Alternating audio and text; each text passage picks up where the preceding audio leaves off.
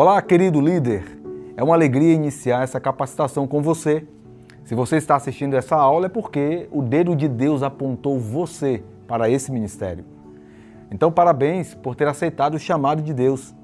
E seja bem-vindo à aula O Preparo Espiritual do Líder. Então, vamos lá?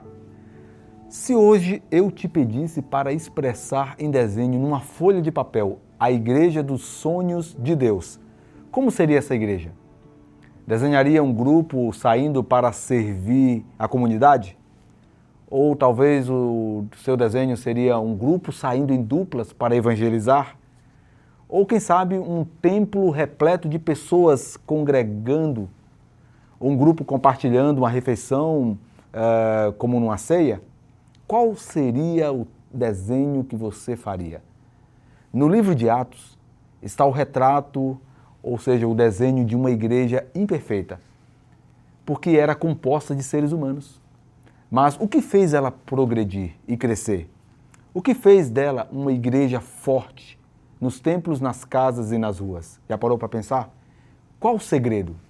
Veja que texto lindo de Atos. Diariamente perseveravam unânimes no templo, partiam pão de casa em casa e tomavam as suas refeições com alegria e singeleza de coração, louvando a Deus e contando com a simpatia de todo o povo. Enquanto isso, o Senhor lhes acrescentava dia a dia os que iam sendo salvos. Atos capítulo 2, 46 e 47. O segredo? Aqui está o segredo. Mas recebereis poder ao descer sobre vós o Espírito Santo e sereis minhas testemunhas tanto em Jerusalém como em toda a Judéia e Samaria e até os confins da terra. Atos capítulo 1, verso 8. Sabe, pensando na experiência da igreja, dos apóstolos, as trágicas palavras de Karl Bates chamam-nos a atenção. Se Deus resolvesse tirar o Espírito Santo de nosso meio, 95% daquilo que estamos fazendo em nossas igrejas continuariam da mesma maneira. E não veríamos a diferença. Contudo, se Deus houvesse tirado o Espírito Santo do meio da primeira comunidade cristã, 95% daquilo que eles estavam fazendo teria cessado imediatamente. Forte, não é mesmo? Mas as perguntas que precisamos responder com base na Bíblia são: segundo a Bíblia, quais as condições para a permanência do Espírito Santo em nós? O que pode afastar o Espírito Santo de nós? Vejamos algumas condições. Primeiro, arrependimento. Atos capítulo 2, versos 37 e 38. O arrependimento envolve uma mudança de direção moral radical da pessoa toda, ao deixar o pecado e ir rumo a Deus. Lembrando que quem produz o arrependimento no coração humano é Deus. Paulo diz isso em Romanos capítulo 2, verso 4. Esse arrependimento não é remorso, como no caso de Esaú, que teve um suposto arrependimento, mas paz e o perdão não chegaram até ele. Hebreus capítulo 12, versos 16 e 17 afirma isso. Bom, segundo ponto, para que o Espírito Santo permaneça em nós, confiança total. Em Gálatas capítulo 3, 4, Paulo afirma que é pela fé que recebemos o Espírito prometido. Terceiro ponto, obediência. Em Atos capítulo 5, 32 diz que Deus dá o seu Espírito a quem lhe obedece. Essa obediência não é farisaica ou legalista, mas que brota de um coração convertido e leva a uma vida de renúncia. E um outro ponto, aos que têm anseio de repartir e abençoar outros. De modo semelhante, o Espírito Santo virá a todos os que suplicam pelo pão da vida, com o intento de reparti-lo com os semelhantes. Testemunhos para a Igreja, volume 6, página 90, diz isso. Quinto ponto, intercessão persistente. Desejar e clamar constantemente a Deus pelo recebimento do Espírito, Lucas capítulo 11, 8, 10 a 13. Sexto, honrar o templo do corpo. 1 Coríntios capítulo 6, 19 a 20, Romanos 8, 13, Paulo diz: porque se viverdes segundo a carne, caminhais para a morte, mas se pelo Espírito mortificardes os feitos do corpo, certamente vivereis. E sétimo ponto, Cristo habitando no coração, e nisto conheceremos que Ele permanece em nós, pelo Espírito que nos deu. Aquele que contempla o incomparável amor do Salvador será elevado no pensamento, purificado no coração, transformado no caráter.